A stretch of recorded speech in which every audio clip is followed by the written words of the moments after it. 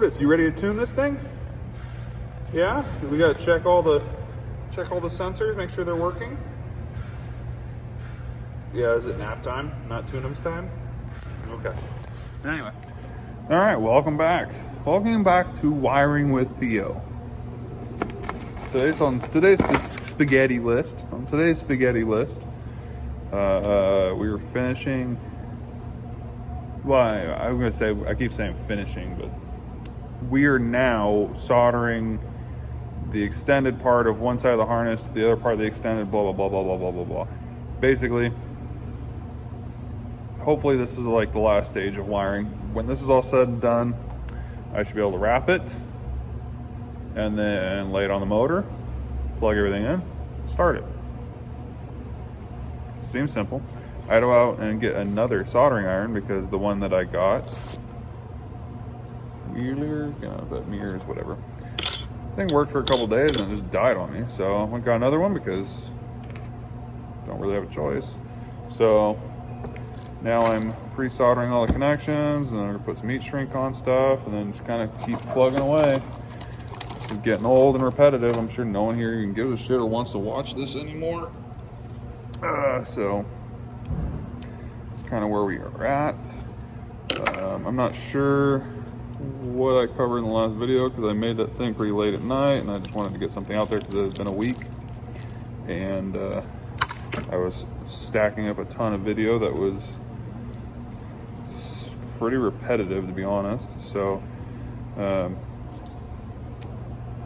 I realized that the accessory, so for anyone here who's worked on a Magnum, they know there's a accessory bracket that holds the alternator and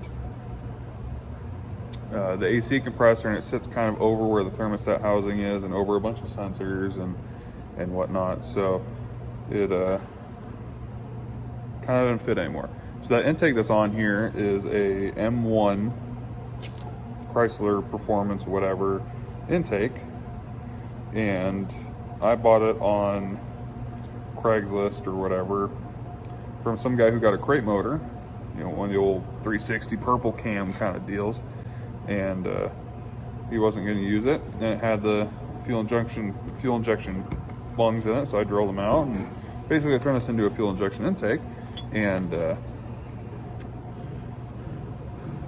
come to find out, well, actually I kind of already sort of knew this because I always had a hard time figuring out the thermostat thing. It doesn't work for like a Magnum platform. It's supposed to work for like an LA platform. And so the water neck is in the wrong spot, and it won't let the bracket, the bracket won't go into place. So looks like I'll have to figure out another, either I gotta find another M1, like a true Magnum M1 4 barrel, or I might even just buy a Hughes dual plane thing and then just do that, because I know those work, even though I'm not sure if the dual plane will hurt the drivability of this. I don't know, because at this point it kind of really doesn't matter. I just want to drive the thing, I don't care.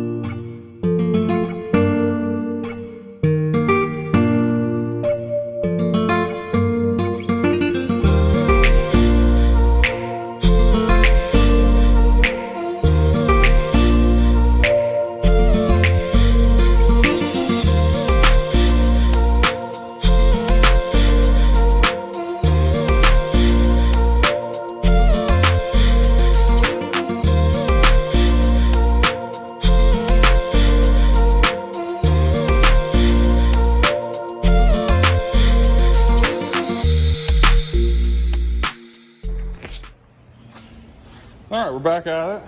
So yesterday I got most of the harness soldered up and whatever, so now I just need to figure out the 5-volt reference, ground, and all the analog inputs. But yeah, check out this freaking mess. My goodness, messy. So hopefully I can get that kind of buttoned up. I'm gonna lay it on the car, make sure the car starts and runs, all that's good to go, and then wrap the harness and make it look nice. Okay, everything's plugged in. You know, I could try to start it right now.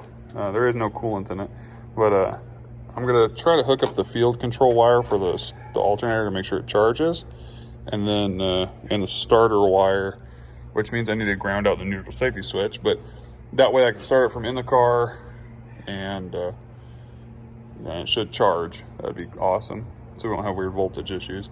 The other thing is I still need to go through and check the sequence, 184, 36, 572, just to make sure I didn't mess up soldering things wrong backwards.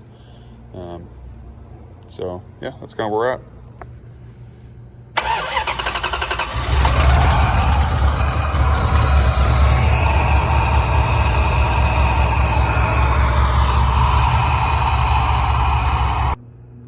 All right, all wrapped up and separated and ready to go. So I have kind of come across a little problem with the cam sync sharing a signal.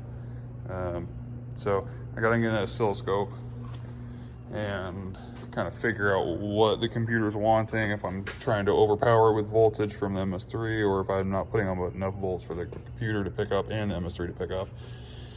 But when the factory PCM sees RPM, it charges and does everything it's supposed to, so we're kind of in good shape here. So yeah, that's that. So the engine harness is in. So what I did differently this time, and I kind of think is a good idea, and we'll see how it plays out, is this is all my analog inputs and my flex fence sensor, which is like a digital output or digital input, whatever. So every time I've done this car, I've wired it for a bunch of things I want to log, and then I realize, I don't want to log that anymore, and I want to change it. And then all of a sudden I have like a wiring harness over here that needs to make it over here, some dumb stuff. So this, I can make a whole harness of just analog inputs, lay it over the motor, plug it in where it needs to. And when I decide to change stuff, I can unplug it there, unplug it from all the sensors, change what I want to, and then lay it back on top and be done. So all I gotta do now is wire this, which is my trans fan thing, to these two. One will be a voltage, one will be for the fan power, one will be the relay power. That'll be relay ground trigger. Everything laid out pretty clean and tight, like it should. Still gotta figure out a bunch of stuff over there. I gotta kind of make this longer and maybe wrap it and figure out what I want to do, because that still needs to be for alternator control. It will also be something to do with the AC control, and then the starter wire that goes over there. So a couple more things. I got to order an oscilloscope to figure out the cam signal dilemma, but I know it will work some way, one way or another. Wire a low amp fuse to that for the boost controller. All right, so I put some wires to these contacts and put them in the car and test it. So it's all ground side controlled.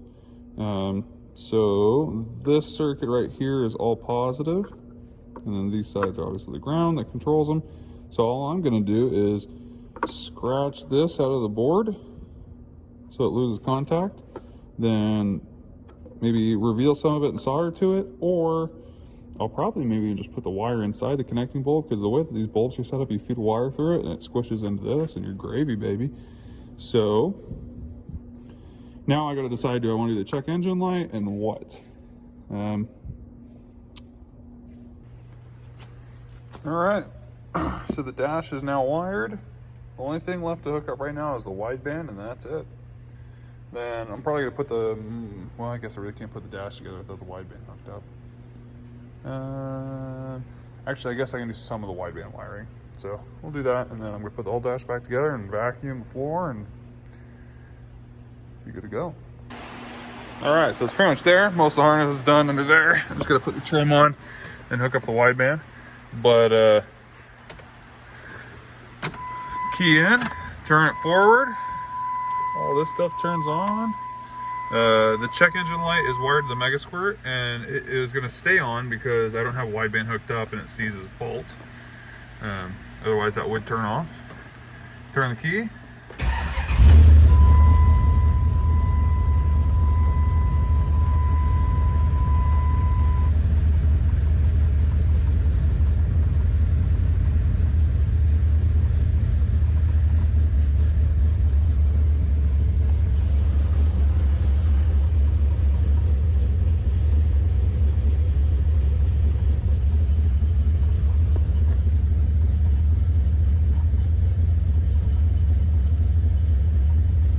Like that's switch going bad.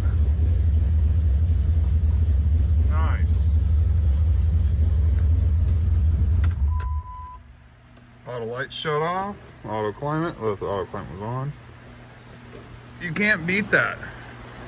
That's the drivability of stock cars. But right now the cam sync isn't working, so I'm purely running off the, you can't really see it in there. There's like an LS7 58X crank wheel on my balancer, so well, I was totally wrong. It passes 5 volts through the stock side, passes 5 volts through the not stock side. So after further looking, I put this wire on the wrong side. This is the 5 volt side. This side's the signal side. So it was my fault. Let's see if it works.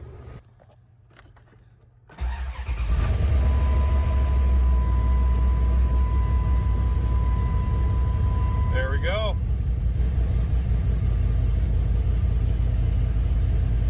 Works.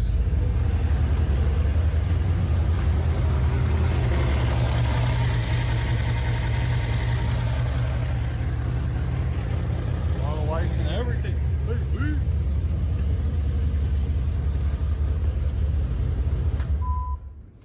Okay, well, look at that. Time to...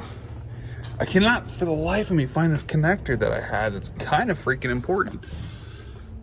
So I guess I gotta either look around for it or go. I know I have a spare distributor somewhere I can cut the pigtail off of. So, all right, that's the last bit. That's the wideband. I tied it into the 8.8 box because I didn't really have any open fuses, and I can't imagine that thing pulls more than 10 amps. The wideband is probably the highest amp pulling thing connected to all this. And then looks like a mess, but it's actually pretty well organized. There you go. So on this remote, the filter relocation thing, there are 2 ports. There's a pre-filter and post-filter. I am pretty sure that this side is the post-filter, but whatever, it's close enough. I mean, if the filter gets so plugged up that it's not flowing, the dash will tell me to stop before the engine shuts itself down. So anyway, so primed.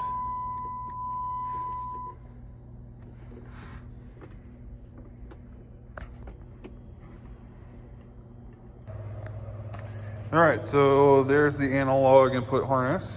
So I just need a GM temp sender pin or a connector, and then I need to backtrack a bunch of the pins in the harness in there to figure out which ones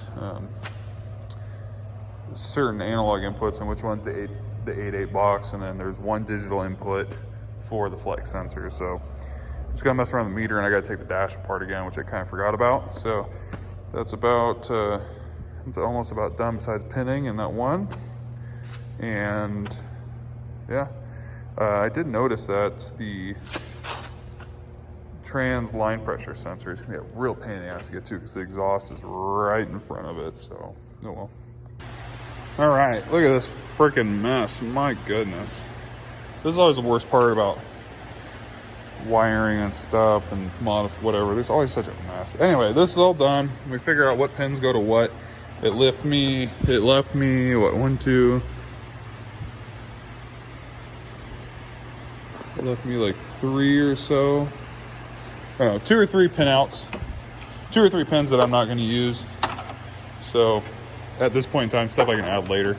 So that's kind of that. I need to wire the starter, and then I actually got to get little jumper things to put inside the 8.8 so I can use temperature thermistors, whatever. It's like a little jumper. Oh my God, the rain is just coming down. Anyway, so that's it for today.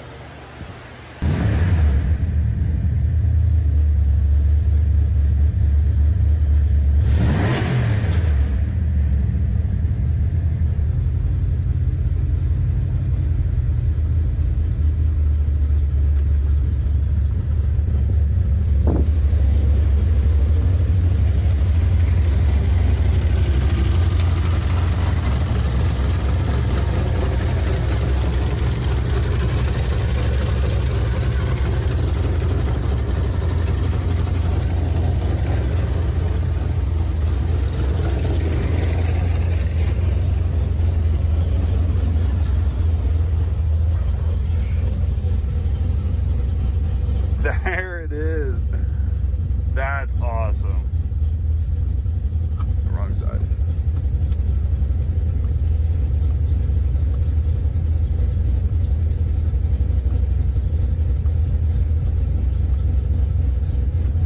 How cool.